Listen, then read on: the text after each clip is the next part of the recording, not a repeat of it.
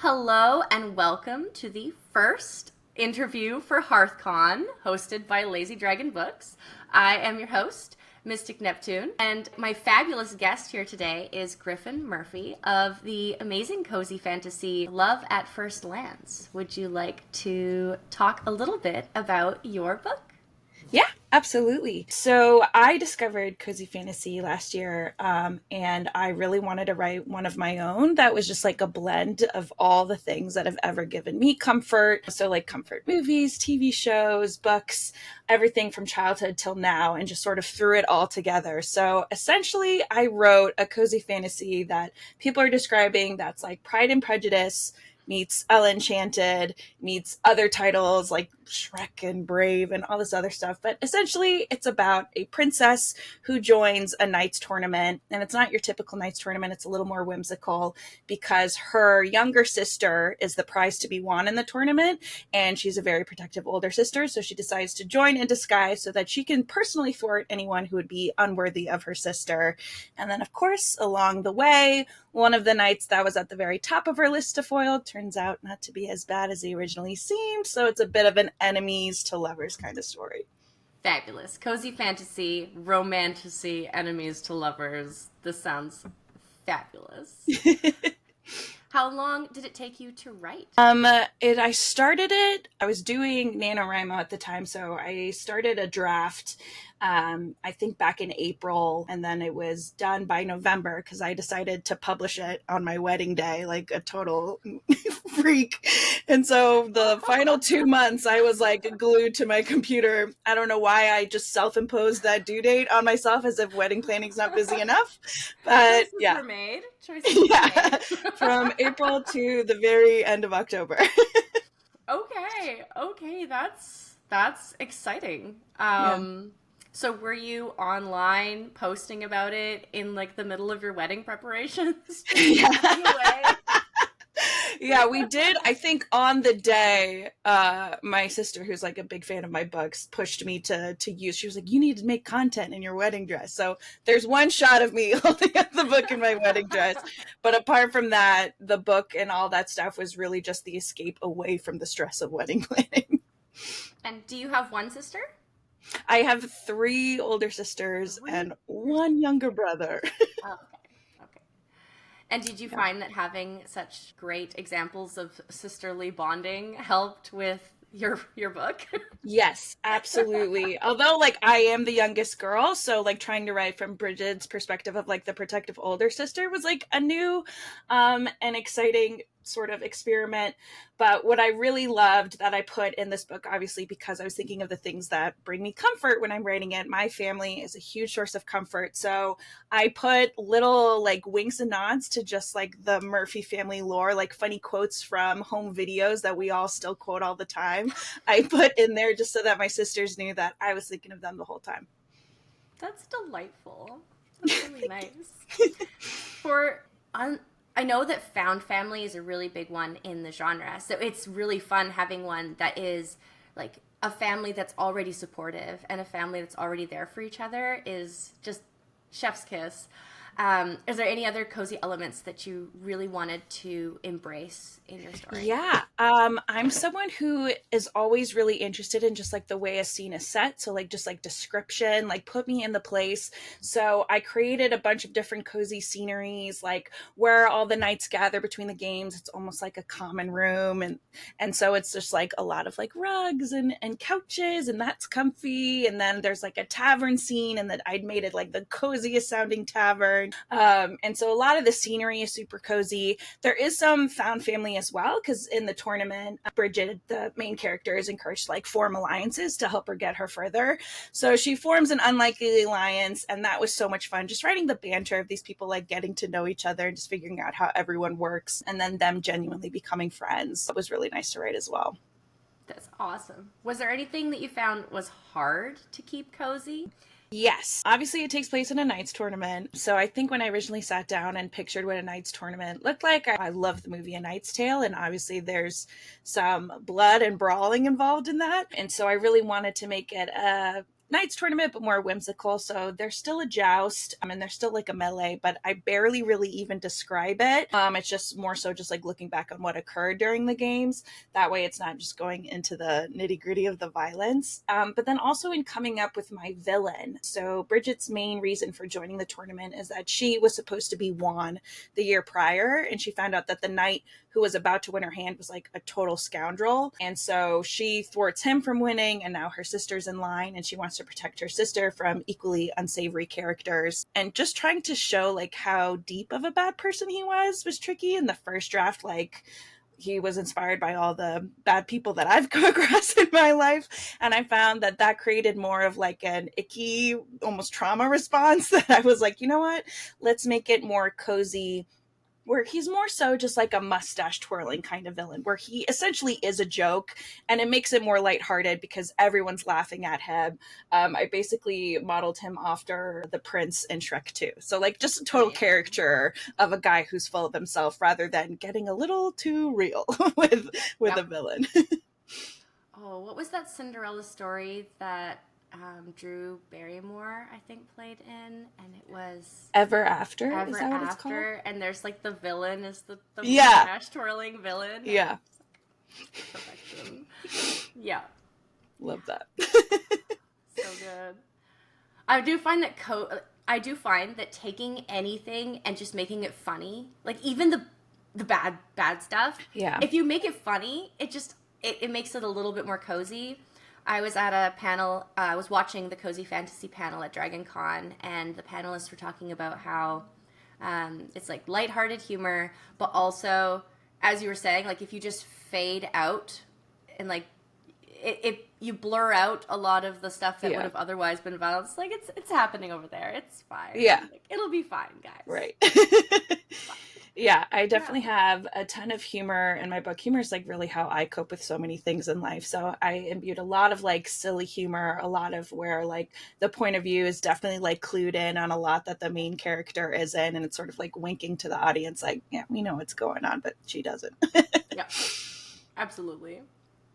And do you have any cozy fantasy that you particularly loved that like inspired you to enter the genre? Do you have any that you love now that you've been in the genre for a while? I really just devoured the genre right when I discovered it. So for me, I kind of want to go back and read each one again and just like give it time, because I literally did like the typical Legends and Lattes, Bookshops and Bone Dusts, Rebecca Thorne's book. So I just like went through all the more common ones, and then I love picking up other indie authors who are in the space and reading theirs. I will say one that was an automatic reread, and I'll be reading it again this fall, is the Irregular Society. Is it the Not So Secret Society of Irregular Witches? That one I love so much. That is just like peak cozy read for me. So that's definitely a top fave, especially now that we're in fall. Yes. It's actually, I haven't read it yet. I feel really silly because it's been on my TBR for so long. It's so good. But I definitely was like, well, it's witchy season, so I gotta go read all the witchy seasons books now. No excuse, top of the TBR. Yeah. Yeah. Do you have any exciting plans for your next book? So I'm writing 2 books at the moment. You do. Of course. And then I have like 4 ideas that are in like the notes app of my phone. And so I'm a little all over the place. But I am currently writing another cozy fantasy that is more of a witchy cozy fantasy. So that one has been so much fun to write. It's like Howl's Moving Castle meets like bookshop. So it's like a bookshop that travels magically.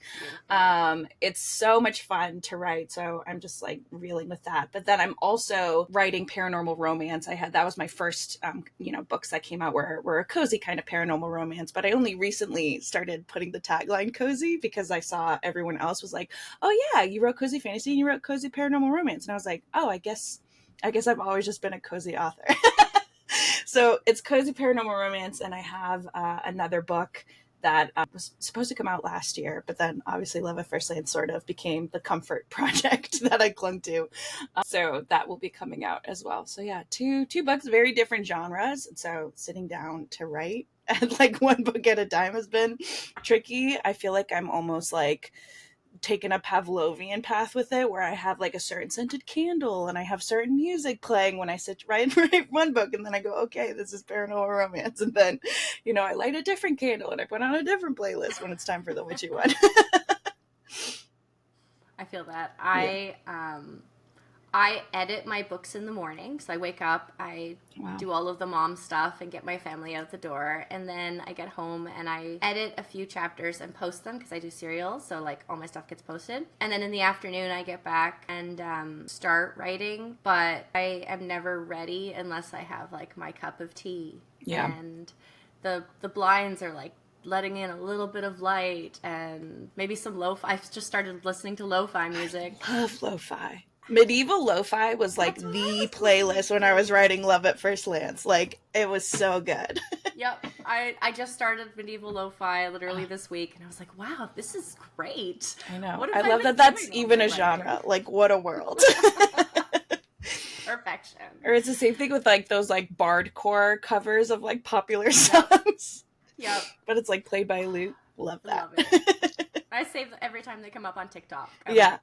I'm going to save you for marketing purposes, but Yeah. I'm never going to actually make a video. I'm just going to go back and listen to it. Yeah, I so think many in times. like marketing Love at First Glance, I did like the Barbie girl bardcore almost too much. I had to find a different song to use because I was like, I'm clinging to this song too much. Yep. It was so much fun. I really loved, it's not bardcore technically, but Hosier's Sweet, and they did that, I think the Watermelon Project did that cover. Yeah. I listened to that song on repeat. Like, and it's not the whole song. It's just Right. It's just that little clip, song. but it's so good. It's so sweet.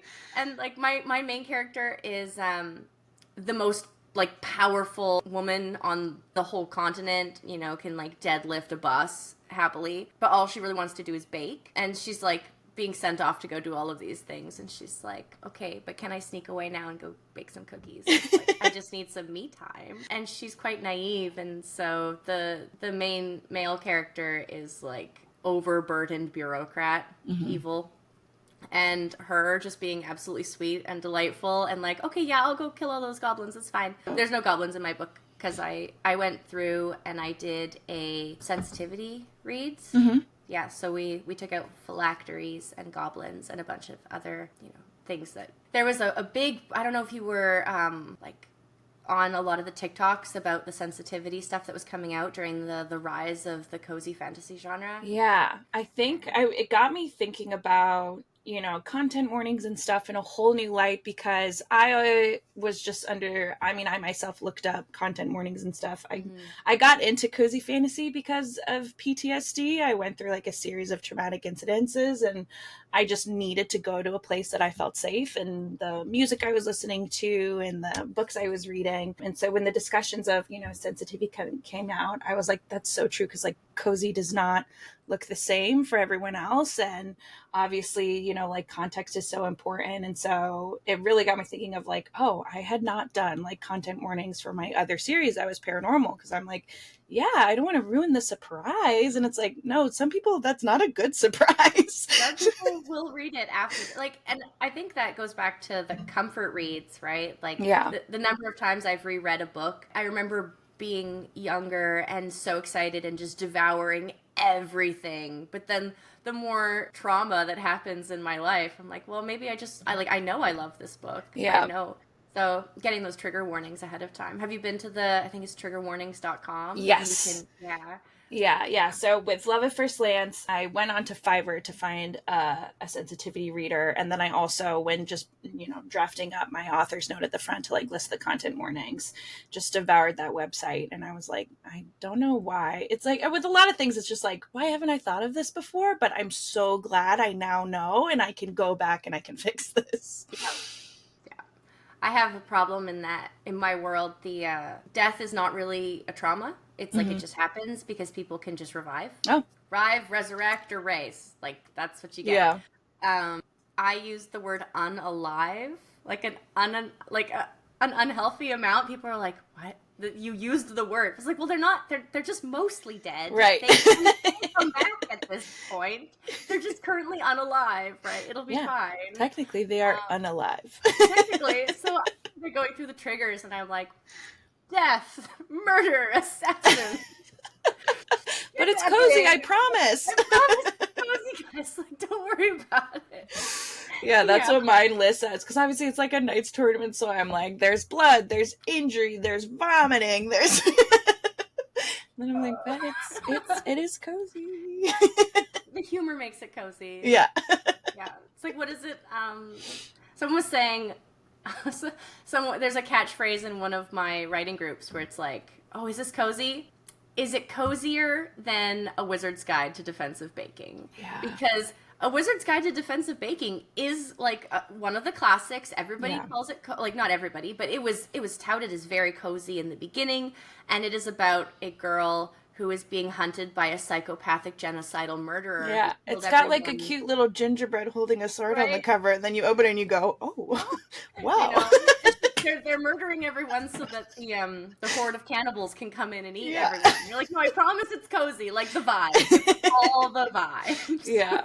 I think that's been what's so great about the genre is like trying to define it. I mean, I know in the beginning people were like, it's high fantasy, low stakes, or it's low trigger. And it's like, that's not, you can't genuinely call yourself low trigger. You're going to trigger someone with something that you're writing. Everyone has had such different experiences, but that's what I love. Just offers up so much diversity and the kinds of stories that are being told, and like the way people can get creative and making something feel cozy has just been super awesome to see. But I mean, I'm sure my books, like, because I have such silly humor, I've had some people say, no, that's not really for me. I want my cozy just to be like slice of life. I don't need you to be like nodding and winking every 2 seconds. So it's like definitely dependent on the reader, but it is always nice to just connect with like other cozy fantasy fans to figure out like what their favorites were, what was like the main source of comfort for them.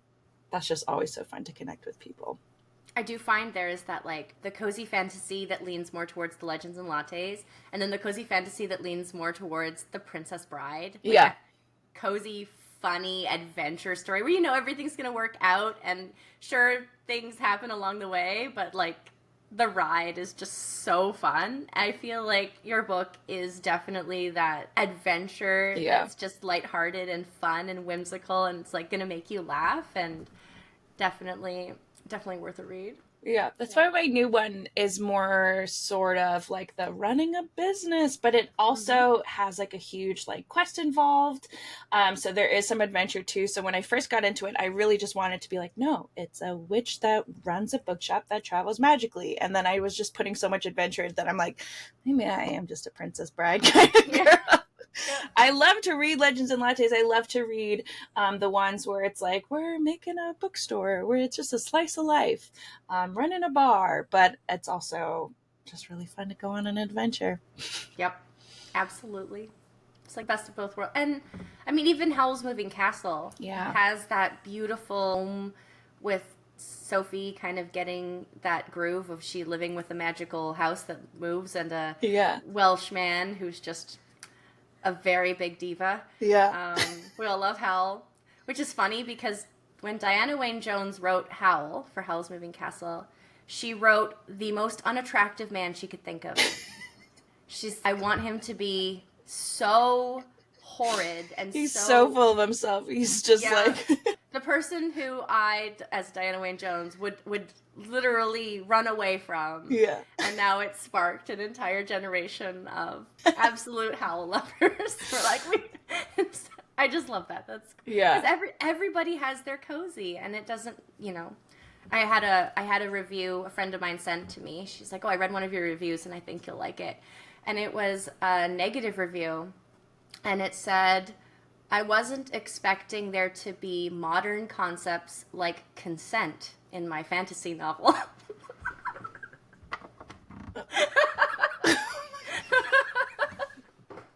Oh. Like, you know, I told my publishers, and they're like, do we need to put a trigger warning for consent now? Yeah. Like, is that a thing? It's the first I've heard of it. Anyways, you never know who you're gonna get. Yeah, those are negative reviews. I'd be happy to be like, yeah, this isn't the book for you. Yeah, like, please don't contact me ever again.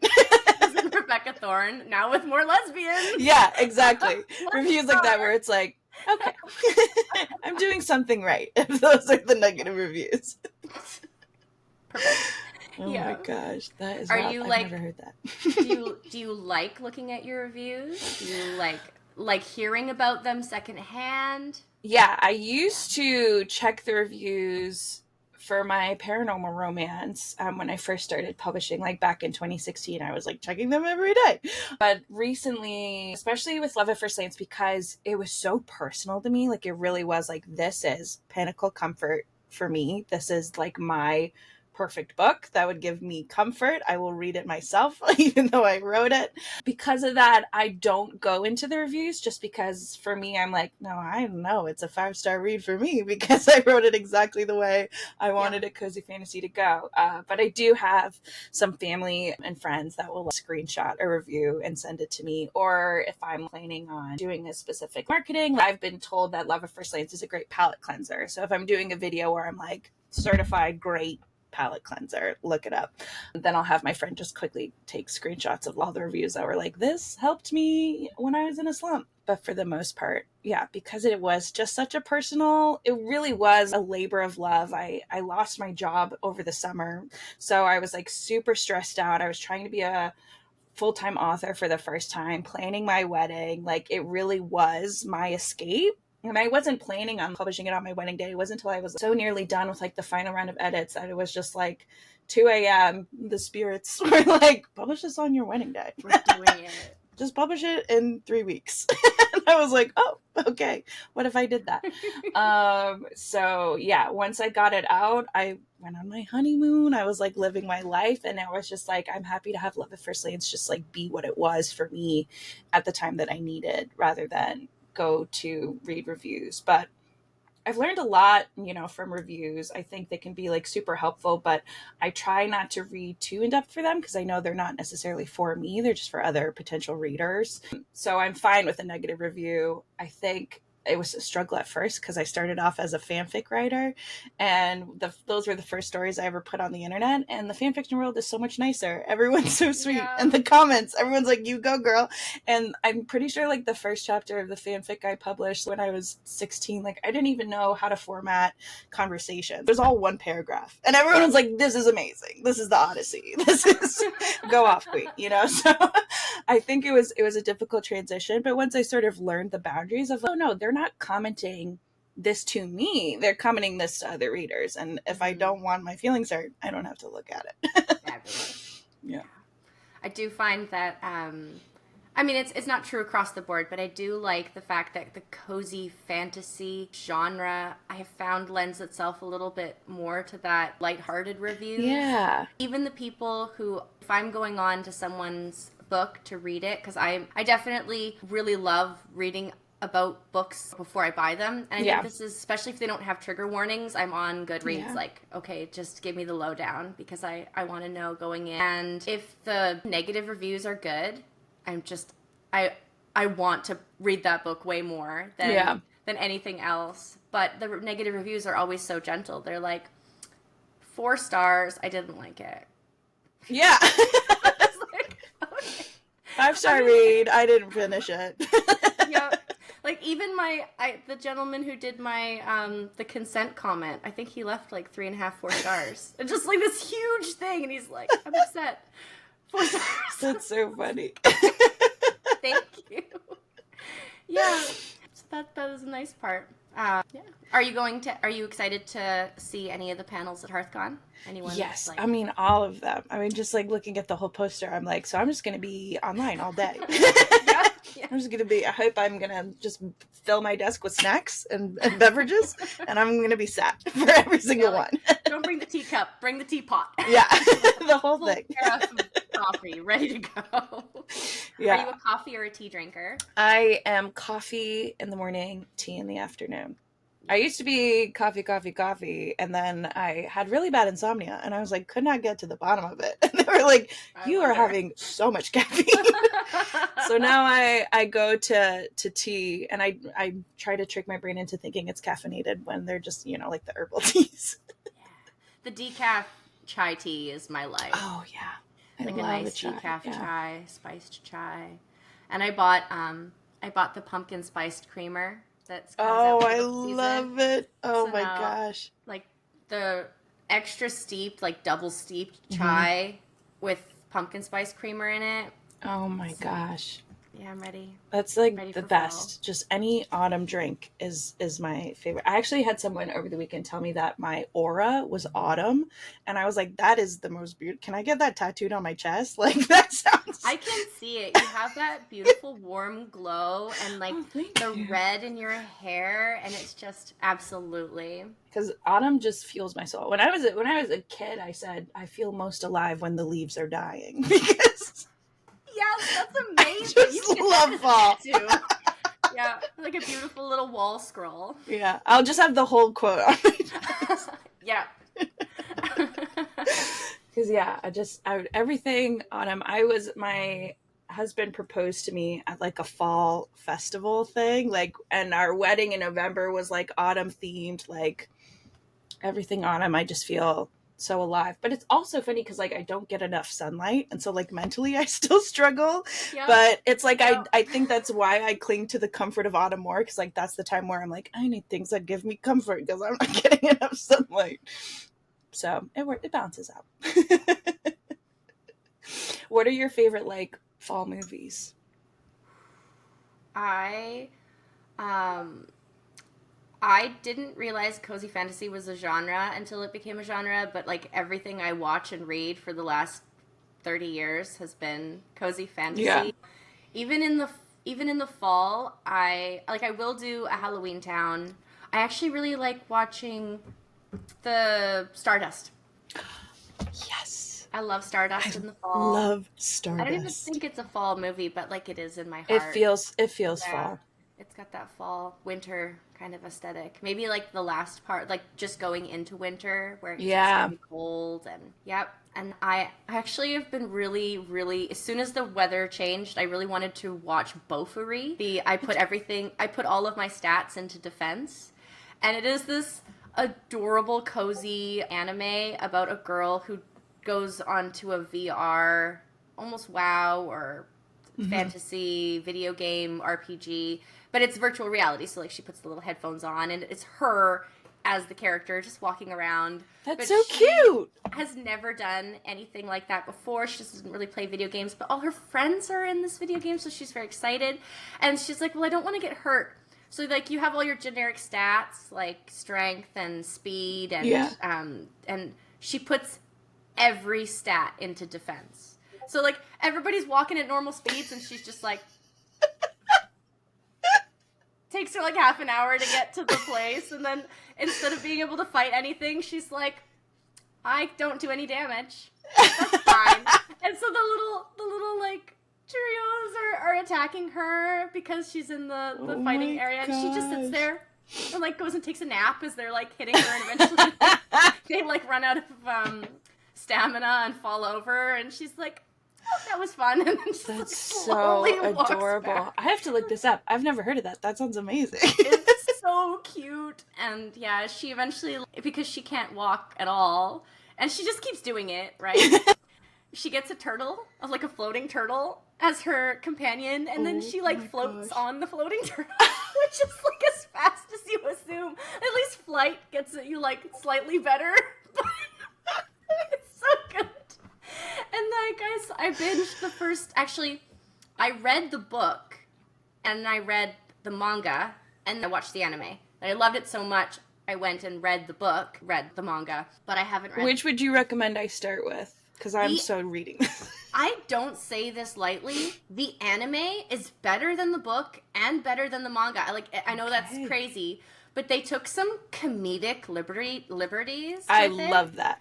And the comedic liberties, just like, instead of her fighting an octopus in the ocean with her poison powers, it's just like it's a shot, like it pans out, and it's her with like some poison into the water, and then the octopus is like, oh, bloop, and just like falls over. And just like the scene setting that they do, that's just like, and at the very top, like the life bar of the octopus just goes like, and it just goes, bloop. And you're like, oh, okay. That's it. Like, yeah, like that's not necessarily in the book. It's not written that way, and it's just like the staging of it. Yeah, I it's love just that. perfection. So Okay, I'm definitely I looking will that be up. doing a rewatch of both for you. Do you have any that you are excited for? Well, I've already watched Practical Magic as like my comfort autumn movie. I watched it on the equinox, but I might watch it again just because I love it so much. But as far as like TV shows, Over the Garden Wall is my favorite thing. One thing that one of my sisters and I do is it's not a gingerbread house. We get like a Halloween themed and we call it our spooky kooky house. And so I always go over to my parents' house and we watch Over the Garden Wall and we make a spooky kooky house. Amazing. So that is like definitely like a comfort fall activity because that show I could watch again and again. I love Over the Garden Wall so much. Just the soundtrack, everything about it is just like so like spooky and but like not scary. That's where I draw the line. I can do like horror movies and I used to be like super into true crime and stuff, but after like all the traumatic events I went through, I was like, you know what? I want to be spooked. I don't want to be scared anymore. Yep. So that's really where I draw the line. Mm-hmm. Yeah. Well, this has been amazing. I'm so happy you could come out and chat with me today. And I am looking forward to seeing you out and about and reading your book because it is on my TBR. I downloaded it. I do find that with the problem with events like HearthCon is you see all of these books and you're like, yeah. It's like that and like Stuff Your Kindle days. oh, yeah. And you're like, when am I I have going to read so these many 40 books? I don't have so know. many. Yeah. But, yeah. We'll get to them. I keep buying more books, but I'll get to them. Yep. I did move away from buying physical copies. But when I moved to the place I'm living in now, before that, I had 4,000 books in my library, and my husband had 870 something in his library. Oh my gosh. And so when I moved in with him, I put every wall in the whole house, like even our bedroom, what we did is we moved the bed to the middle of the bedroom, and then every wall in all four corners was just like ceiling high books. And then one section was like our two dressers, because even though we had a walk-in closet, the walk-in closet was his library. Oh my gosh. Yeah. Thankfully, my husband has like 7 books, so I can just take over with mine. Fabulous. Yep. Like already I was like moving his books aside to put some of my books like over his desk, and he was like, I have one shelf. I was like, sorry. Yes. Yep. Yeah, we downsized, and I ended up donating a lot of my books, and I miss them. I know. But I kept all the comfort ones. Yeah, that's the thing is like sometimes I'll think of a book and I'll be like, dang it, I put it in a little library, and then I'll go to the little library to see if it's still there, and I'm like, I put this in here 4 months ago. Of course it's not here anymore. Yep. So it's tricky for me to let them go. But yeah, I do like donating. I got my Kindle a pop socket. That was like the main reason I couldn't Kindle. I was like, oh, it's so cumbersome. But I put a pop socket on it, and I was like, okay, it's actually quite easy to read on this. So yeah, digital is much better. Yeah. I actually one day I was hit by a piece of construction that wasn't tied down, just like as I was walking down the street. And I lost all my memories. Oh my gosh. English language. Oh. And short-term and long-term memory loss. And after I got better. I got over it. But the hardest part, the worst part was I was an avid reader and I was an avid library reader. So I'd go to the library and I'd just be like, what sings to me today, and pick it up. Yeah. And what was happening is I would go to the library and I'd pick up a new book, except for I'd read it before, and I would be like 20, 40, 70% of the way in and remember the ending. Oh my gosh. It was like someone was just spoiling the ending. Yeah, you were giving yourself spoiler alerts. Every time. And my husband looked at me and he's like, you should read light novels, like the Japanese translated, like Bofuri, because it is you can read for free, it's just translated into English. But it's being translated every day. So I can guarantee you've never read this because it wasn't in English yesterday. Yeah. Right? So that's how I got into going from physical copies, which I read probably a paperback a day from the time I started reading. And I only started reading at 10. So like 10 till 25. And then switched to Kindle and online readers, and yeah. it can be cozy, but sometimes it's nice to just open that book. Yeah, I think I like the like physical comfort of opening, just the aesthetic of it all.